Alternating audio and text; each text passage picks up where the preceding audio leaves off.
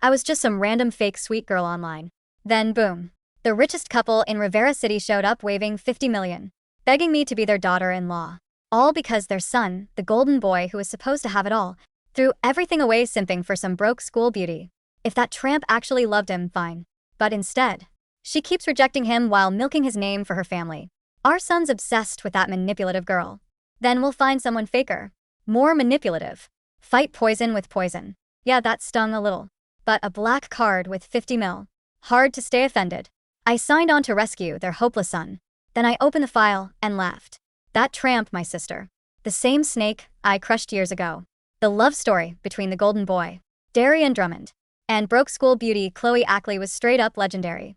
He had it all, yet spent his days simping. She had nothing, yet acted untouchable, rejecting him 1,000 times. Their drama, pure soap opera. They even had a fan club. Everyone was hooked, waiting for Chloe to finally cave. Whenever another girl dared get near Darian, his fans shredded her online. On my first day after transferring, I had someone leak the news I was Darian's fiancé. The second I walked into class, a bucket of ice water dumped over me head to toe, drenched my hair, and mask stuck to my face. While the room erupted in laughter, Chloe drifted in from the hall, wide-eyed and innocent. Are you okay? They just like me too much. That's why they overreacted. I don't blame them. One of her tag-along sneered, Chloe, you're too sweet. She's obviously here to steal Darian. And you're still worried about her. A few guys stepped in blocking me off. We dumped the water. Chloe's got nothing to do with it. You try wrecking someone's relationship, don't expect a free pass. If it were anyone else, they'd be in tears sprinting for the exit. I just let out a quiet sigh. Seriously, Chloe. Same tired tricks. Let me show you how a real pro does it. With shaky hands and frozen fingers, I peeled off the dripping mask and swept my soaked hair out of my face. Silence, one beat, then gasps. Chloe turned ghost white. My eyes went red, lip trembling. I wasn't trying to ruin anything. Mr. and Mrs. Drummond set up the engagement. I didn't have a choice, Chloe. You don't have to worry. I'm not fighting you for him. I couldn't even if I wanted to. I glanced up at the guys still frozen in place. Voice low and cracked. I just wanted to study, make a few friends, but now everyone hates me. What am I even supposed to do? Silence. The same guys ready to throw hands suddenly looked like they'd stepped into a sauna. One of them mumbled, sorry. I'm Bernard Moise. I'd be honored to be your friend. Even Chloe's backup flinched. Don't cry, okay? We didn't mean it like that. Chloe clearly hadn't seen that twist coming. Me flipping the whole scene with a few teary lines. And stealing her backup in the process. She stared, eyes wide, face contorting. Then she lost it. Allison Ackley. Why is it always you? Why are you still in my life? I flinched like a scared bunny and ducked behind Bernard. Did I do something wrong? Does Chloe not like me? Bernard shot her a look, being protectively in front of me. Chloe, this isn't on her. Chill. And that was it. Chloe snapped. She lunged and slapped me so hard. My head spun. As I stumbled back, I caught a blur moving fast toward me. Hook, line, sinker. Just like I planned. I landed right in a warm, solid chest. The guy barely looked at me. After studying me, he let go fast. You okay? I gave a tiny nod, playing tough, even though my cheek was throbbing. I'm fine. Just tripped. Our eyes met and yeah, he paused. But Chloe, she saw a whole different movie. She screeched and came flying at me. Darian, why are you touching her? Is that tramp trying to seduce you again? Before she could get close, Darian caught her arm. His expression twitched, definitely annoyed, but his voice stayed calm. Chloe, what's with you today? Leah's just the fiancé. My parents picked it. Not even real you. No, I love you. But if she gets hurt because of this, my parents are gonna hate you even more. Then how am I supposed to marry you? Bernard jumped in. Leah's been nothing but nice, Chloe. Why'd you slap her? Chloe, breathing hard, realized fast the room wasn't on her side. She forced out a smile that was somehow worse than crying. Sorry, Leah. Thought you were someone else. I glanced at Darian, then dropped my gaze with a quiet, disappointed tone. It's fine. I didn't mean to step into your relationship. He looked over a little stiff. Then he pulled a small box from his pocket, a gift under my mom's order from the shopping bag. In his hand, he pulled out a velvet box and handed it to Chloe. I bought this one myself. If someone else gets something, so do you. Chloe's whole vibe shifted the second she spotted the full ruby set. She lit up. Thank you, Darian. I love you so much. I opened mine. Just a branded hair clip. Decent label. Nothing special. Yeah, she got love. I got a polite gesture. Chloe shot me a look practically glowing with smugness. Wow, Leah. Your little hair clip is so cute. You should totally put it on. Under all those eyes, a few silent tears slid down my face. Bernard looked panicked. Even Darian's smile vanished. Thank you, but I can't accept this. Darian frowned. Why not? I looked up, eyes full of quiet defeat. Chloe's the future Mrs. Drummond. She deserves the best designer everything. The spotlight, the fairy tale. I'm just a small town nobody. Getting into the same college as you guys was already a miracle. I wouldn't dare ask for more. I wiped my cheeks, then turned to the girl standing behind Chloe. Smile soft. Eddie, you're really pretty. I think it'd suit you better. And since Chloe already has enough to fill a boutique, I figured sharing wouldn't hurt here. My gift to you. And knowing Chloe, sharing anything wasn't in her vocabulary. Sure enough, the girl lit up. Thank you. No one's ever given me something this nice. I'm Reynan Gomez. We're besties now. You ever need anything? I got you. I played the quiet, humble act so well. No one even thought to question it. Darian's eyes flickered, just a hint of admiration. Meanwhile, Chloe stood frozen, clutching her ruby box, like she couldn't decide if she should keep it or fake generosity. One move and I had the room. Sympathy wrapped around my finger. And Chloe, she just looked petty. Just as I was heading out, Darian called after me and handed me a credit card. My family hasn't treated you right. Don't sell yourself short. Use this to get something you actually want. My ears went hot. I gave a small, shy nod. Chloe shot me a death glare, seething but stayed quiet. It wasn't until I stepped through the school gates that it hit me why she'd been holding back all day. Because there they were storming toward me. Walter and Diana, my oh-so-loving parents. You brat. Snuck out of the psych ward just to wreck your sister's life again, huh? Smack. Her slap cracked across my face. Diana's expression was pure venom. Hand already lifting for round 2. Until Darian stepped between us, frowning. What's going on? You know her. I covered my cheek, looking small, fragile. Sir, ma'am, have we met before? Chloe hissed. Darian, You don't know the whole story. Leah's my unstable sister. She was institutionalized 5 years ago. She tore our family apart. Our parents kicked her out, and now she's back with a fake name, trying to ruin my life and steal you. She looked way too smug, like the plot twist was hers to drop. I knew you wouldn't believe me if I said it straight, so I called her parents. We set a trap and boom, caught. She gave me this pitying look. Ollie, are your episodes getting worse? Might need a tighter facility. This time, Walter jumped in, practically tripping over himself to kiss up to Darian. That's right. My daughter's unstable. She's a threat to Chloe. You can't just let her go. And with that, both of them grabbed my arms, dragging me toward a black car. But instead of freaking out, like they clearly expected, I just widened my eyes, letting a flicker of envy slip through. I wish I actually had parents. And I shook my head, tears clinging to my lashes but refusing to fall. Chloe, I know you can't stand me, but you're the golden girl. You've got it all. Loving parents, Darian by your side. You deserve the best. I'm just some orphan from nowhere. Just being here feels like a miracle. Why would I ever think I could compete for a title like Darian's wife? I looked at her, heartbroken but calm. Why lie like this? Why go so far just to break me? Darian stepped in before anyone else could speak. He is the orphan daughter of one of my dad's old friends. She grew up out in the countryside. You've got the wrong girl. Even he didn't realize it. How his tone had shifted. Not cold, not neutral. Protective. Diana was fuming. Allison, you lying tramp. You lived under our roof for over 10 years. You think I can't prove it? But the more she scrolled through her phone, the whiter her face went. This can't be right. Chloe leaned in, nervous now. But no matter how deep they dug, they came up with nothing. No photos, no proof. No trace of me anywhere. Of course not. I'd never show up without scrubbing every detail first. The acolytes always hated me, like they'd ever keep pictures of me around. And with the drummers backing me, every loose end had already been erased. That's enough. How long are you going to drag this out? Darian snapped. His patience was shot. And honestly, he'd never liked Walter and Diana to begin with. Now, even his tolerance for Chloe was running out. Chloe froze. Darian, you don't believe me? Leah really is my crazy sister. He sighed, rubbing his temples. I thought you weren't like your parents, but look at you, teaming up to tear down a girl who's done nothing wrong, kicking her while she's down. I'm seriously disappointed. Chloe started to speak, but I gently reached for her hand. Chloe, I grew up without parents. I know how hard that is.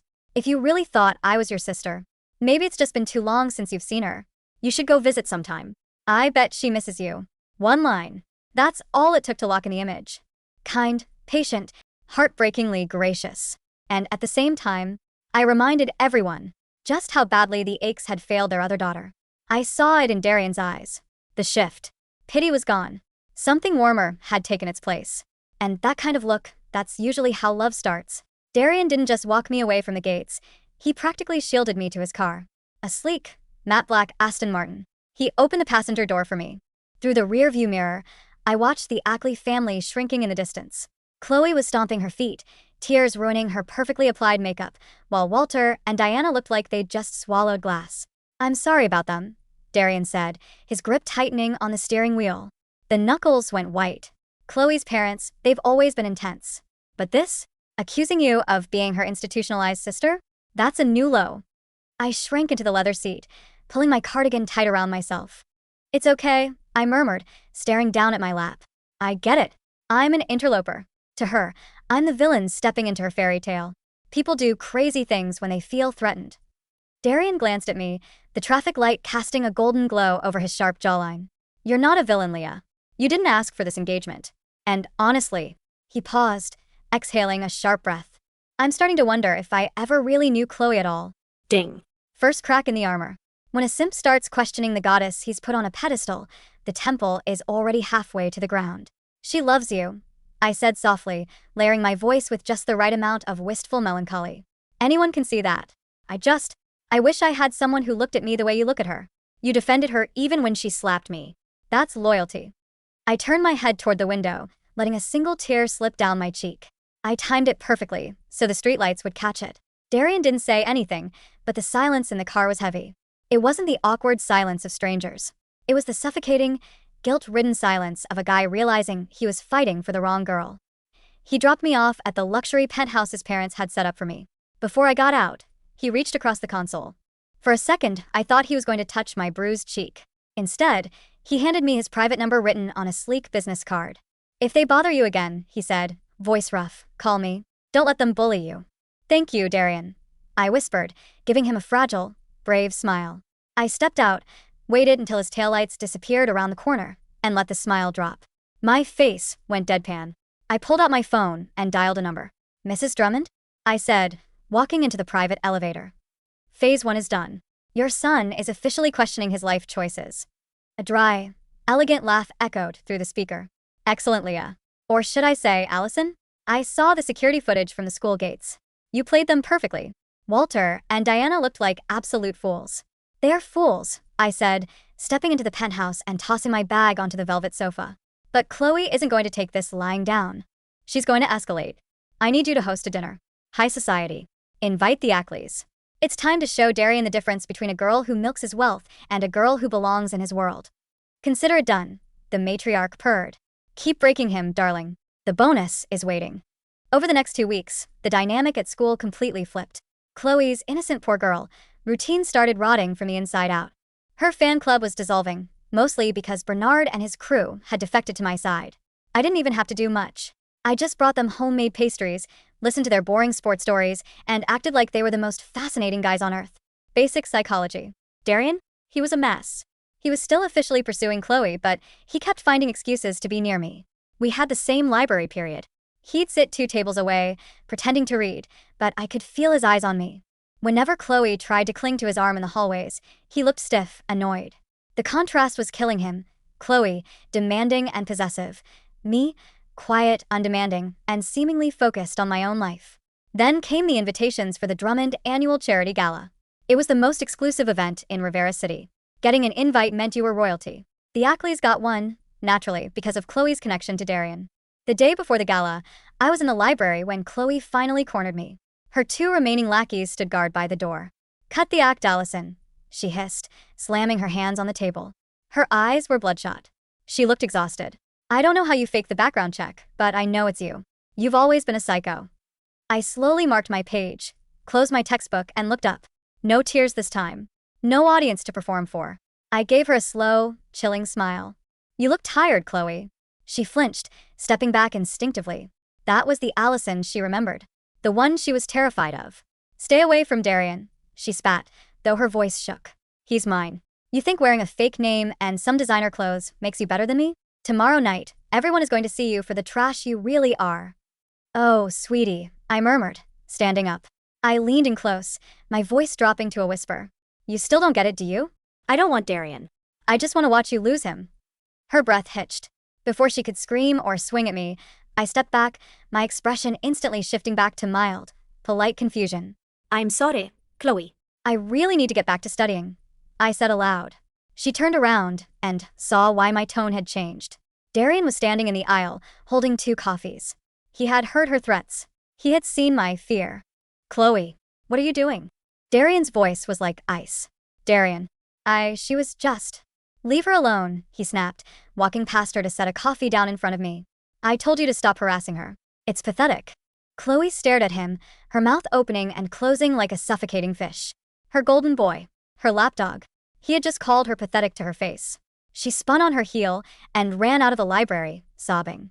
Darian sighed, sitting across from me. I'm sorry. I don't know what's gotten into her lately. She's completely paranoid. It's just the stress of the gala, I said softly, taking a sip of the coffee. She wants to be perfect for you. I don't care about perfect, Darian muttered, staring at me intently. I just want someone real. I hid my smirk behind the coffee cup. Real? Oh, buddy. You wouldn't survive real. The Drummond estate looked like something out of a Gatsby fever dream. Crystal chandeliers, champagne towers, a sea of silk and diamonds. I arrived on the arm of Mr. Drummond himself. Mrs. Drummond had insisted. The statement was clear. This is our chosen daughter-in-law. I was wearing a bespoke emerald green gown that cost more than the Ackley's house, my hair swept up, a vintage diamond necklace resting against my collarbone. When we descended the grand staircase, the room went dead silent. Darian was waiting at the bottom. He was in a sharp tuxedo, and when he looked up at me, I saw it. The complete shift. He wasn't looking at me out of pity or guilt anymore. He was looking at me with pure, unadulterated desire. Standing a few feet away from him was Chloe. She was wearing a beautiful red dress, but next to the Drummonds' sheer financial firepower, she looked like a high schooler at prom. Walter and Diana were beside her, practically salivating at the wealth in the room. Darian reached out, taking my hand as I reached the bottom step. You look incredible, he breathed. Thank you, I smiled. The night went beautifully. I was charming, poised, speaking fluent French with international investors, discussing art with socialites. Darian never left my side. Chloe was drinking heavily. I could feel her toxic glare burning into my back all night. I knew she was going to snap. I was counting on it. Around midnight, I excused myself to the powder room. It was down a quiet, marble-lined hallway. As I washed my hands, the heavy oak door clicked shut, and the lock turned. I looked up into the mirror. Chloe was standing behind me. In her hand was a pair of sharp, silver fabric scissors. I warned you, she slurred, her eyes wild. You're going to ruin everything. You always ruined everything, Allison. You were smarter, you were prettier, and Mom and Dad still liked me best because I knew how to play them. But Darian? Darian is mine. Are you going to stab me, Chloe? I asked, turning around slowly. I wasn't even acting scared anymore. I was just bored. I'm going to ruin that dress, she sneered, raising the scissors. I'm going to cut your hair, to the scalp. Let's see how much Darian likes his little fiancée when she looks like a freak. She lunged. I didn't scream. I didn't run. I simply sidestepped, grabbed her wrist, and twisted it sharply. Chloe shrieked as the scissors clattered to the marble floor. I slammed her against the wall, my forearm pressing into her collarbone, pinning her. You really are stupid, I whispered, my face inches from hers. You think you survived me 5 years ago because you were smart? You survived because I was 16 and didn't have money. You pushed me down those stairs. You told Mom and Dad I threw myself down them because I was crazy. You locked me in that ward so you wouldn't have to compete with me. Tears of actual terror spilled down Chloe's cheeks. Let me go. Oh, I will. I smiled. I let her go, picked up the scissors, and in one swift motion, I sliced a massive gash down the sleeve of my own dress. Then, I dragged the blade lightly across my own forearm, just enough to draw a thin line of blood. I tossed the scissors back into Chloe's hands. Then I screamed, a blood-curdling, terrified shriek that echoed down the hallway. Seconds later, the door was bashed open. Darian burst in, followed closely by his parents and half a dozen security guards. The scene was damning. Chloe, drunk and sobbing, holding bloody scissors. Me, collapsed on the floor, clutching a bleeding arm, my bespoke dress ruined, trembling in absolute terror.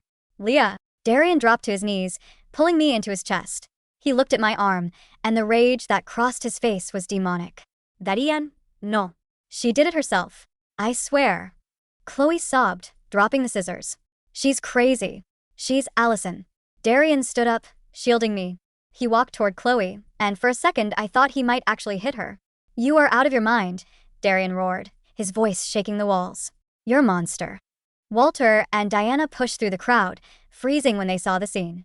Darian, please, Walter stammered, going pale. There's a misunderstanding. This girl, she has a history of mental illness. She's our daughter Allison.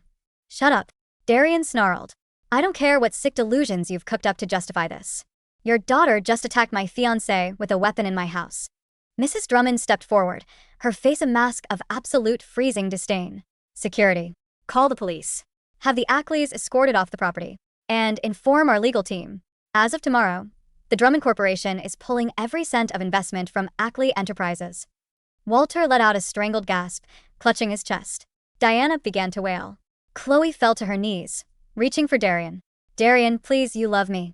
He looked down at her with nothing but absolute disgust. I never want to see you again. The downfall of the Ackley family was a masterpiece to watch. Without the Drummonds backing them, their creditors swarmed. Within 48 hours, Ackley Enterprises was bankrupt. Walter and Diana's assets were frozen. Their mansion was foreclosed. True to form, the moment the money vanished, the family turned on each other. Diana blamed Walter's bad investments. Walter blamed Chloe for ruining her relationship with Darian. Chloe, facing assault charges for the incident in the bathroom, was left entirely alone. The fan club at school vanished overnight. The internet, which once worshipped their legendary love story, now shredded Chloe as a psycho, violent gold digger. I sat on the balcony of my penthouse, sipping a glass of expensive Bordeaux, watching the news alerts pop up on my tablet. Ackley family faces ruin. Golden Boy's ex-girlfriend facing jail time. The doorbell rang. I set the wine down and opened the door. Darian stood there. He looked exhausted, but the moment he saw me, his eyes softened. He reached out, gently touching the bandage on my arm. How does it feel? He asked softly. It hardly hurts at all. I smiled, letting him step inside. He walked into the living room, running a hand through his hair. It's finally over. My parents cut them off completely. Chloe's lawyers are trying to settle out of court, but my dad wants her to do time. I just can't believe I was so blind for so long. He turned to me, his eyes burning with an intensity that used to be reserved entirely for my sister. He closed the distance between us, taking my hands in his. Leah, you've been so patient with me. You took so much abuse just because of my stupid past. But I see it now. I see who you are. You're strong, you're kind, and you're the only real thing in my life. He pulled a velvet box from his pocket. Not the cheap one from the classroom. This was Drummond money. A flawless, 6-carat diamond ring. I know this engagement started as a business arrangement by our parents, Darian said, his voice thick with emotion. But I want it to be real. I love you, Leah. Marry me. For real. I looked at the ring. It was gorgeous. It was the ultimate prize. The golden boy, the fortune, the total victory over the sister who had ruined my youth. I slowly pulled my hands out of his. Darian blinked, confused. Leah? I walked over to my desk, picked up a sleek black folder, and tossed it onto the coffee table between us. Open it, I said, my voice dropping the soft, airy pitch I'd been using for months. My real voice was lower, sharper. He frowned, opening the folder. Inside were medical records. Police reports. Photos from 5 years ago. His eyes scanned the documents, his face going pale. Allison Ackley, admission to St. Jude's psychiatric facility, blunt force trauma to the head. He looked up at me, his world entirely shattering. You really are her. I am, I said, taking a sip of my wine. I leaned against the counter, crossing my legs. Surprise, Darian. Chloe wasn't hallucinating. I don't understand, he stammered, stepping back. If you're Allison, why didn't you just tell me? Why fake the name? Why pretend? Because you wouldn't have believed me, I said plainly. If I came up to you day one and said, hi, your perfect girlfriend pushed me down the stairs and had me locked in a mental ward so she could steal my life, you would have called me a lunatic and defended her. Darian looked nauseous. You manipulated everything. The water bucket in the classroom. The hair clip. The scissors.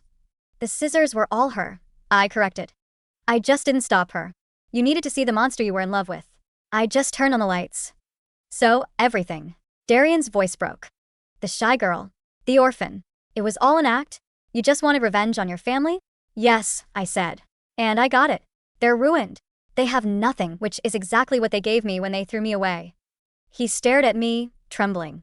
But here was the ultimate twist, the thing the Drummond parents had banked on. Darian wasn't a hero. He was a follower. He was a guy who needed to be dominated by a stronger personality.